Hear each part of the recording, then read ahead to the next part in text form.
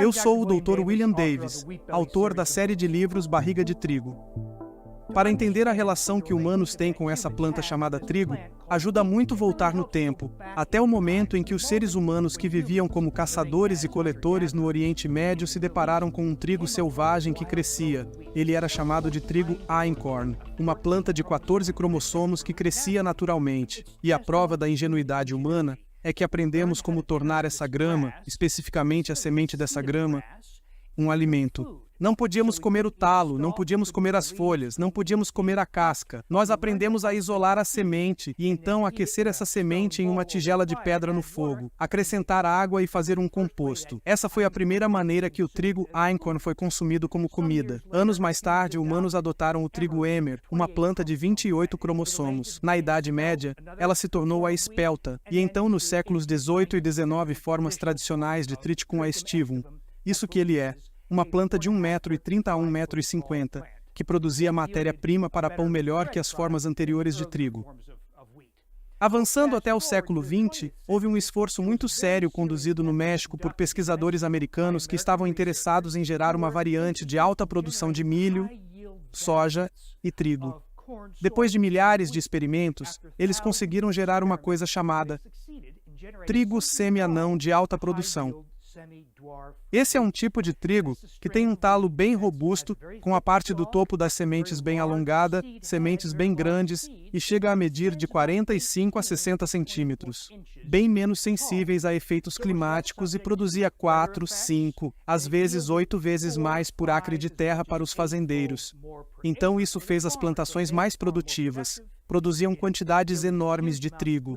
E o inventor dessa planta, chamado Dr. Norman Borlaug, foi o homem por trás dessa invenção e desenvolvimento desse tipo de trigo semi-anão de alta produtividade. Ele foi dado como herói e recebeu o Prêmio Nobel da Paz. Ele foi dado como pai da Revolução Verde. Só que tem um problema: durante o desenvolvimento desse trigo semi-anão de alta produtividade, não houve nenhum questionamento sobre se esse trigo era próprio ou não para consumo humano. Uma coisa que eles não sabiam era que eles tinham modificado muito das proteínas no trigo de forma extrema. Por isso temos hoje um aumento de 400% de doença celíaca.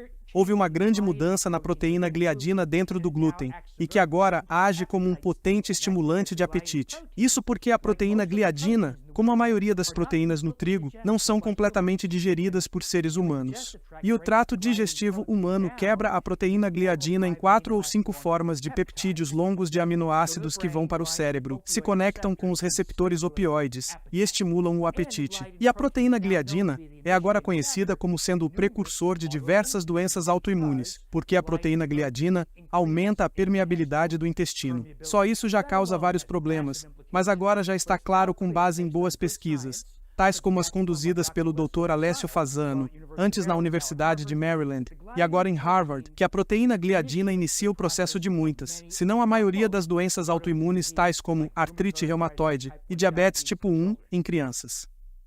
Outro problema que as pessoas não conhecem a respeito do trigo moderno é que cientistas agrícolas e fazendeiros selecionaram tipos de trigo que continham níveis mais altos de fitato e outra proteína chamada glúten do gérmen de trigo.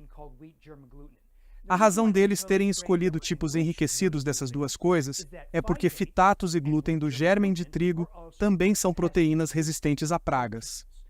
Isso ajuda a planta a combater fungos, bolores e insetos.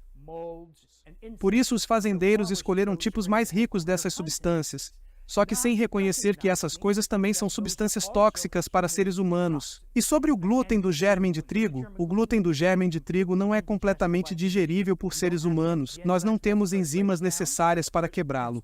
Ele passa da boca para o excremento, sendo muito inflamatório para o trato gastrointestinal. Se dermos 1 miligrama, que é apenas uma amostra, para um rato de laboratório, o trato gastrointestinal dele será praticamente destruído. Em média, um americano que come grãos integrais saudáveis consome de 18 a 19 miligramas de glúten do gérmen de trigo por dia, o que é extremamente inflamatório para o trato gastrointestinal. Alguns deles entram na corrente sanguínea. Nós sabemos disso porque encontramos anticorpos contra o glúten do gérmen de trigo. Não era para essa coisa entrar na corrente sanguínea, mas acaba entrando. E quando isso acontece, nós sabemos que o glúten do gérmen de trigo é um grande causador de inflamações pelo corpo.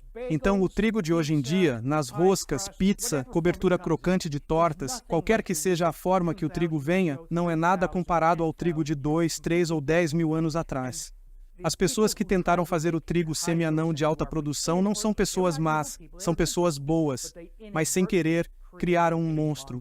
Eles pegaram todos os aspectos adversos que já estavam presentes, trigo de herança, formas tradicionais, glúten do germe do trigo, fitatos, a proteína gliadina que aumenta a permeabilidade do intestino e dá origem à autoimunidade. Eles pegaram todos esses componentes e os fizeram piores do que eram. Então, o trigo semi-anão de alta produção e os produtos que são fabricados desse trigo são muito danosos para a saúde humana.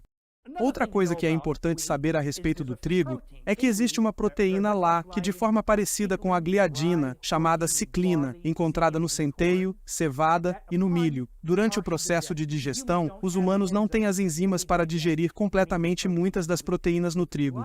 Com a proteína gliadina, nós só conseguimos quebrar em 4 ou 5 fragmentos longos de aminoácidos, ou peptídeos. Se você come um ovo, um pernil ou um hambúrguer, você quebra as proteínas em aminoácidos individuais. Essa é a forma que as proteínas deveriam ser digeridas. Mas quando você consome a proteína gliadina no trigo, ou proteínas relacionadas, você quebra em 4 ou 5 fragmentos de aminoácidos, ou peptídeos. Esses peptídeos são pequenos o bastante para chegar no cérebro e se conectar com os receptores opioides, onde vão de maneira poderosa estimular o apetite. Eu aposto que muitos de vocês já passaram por isso.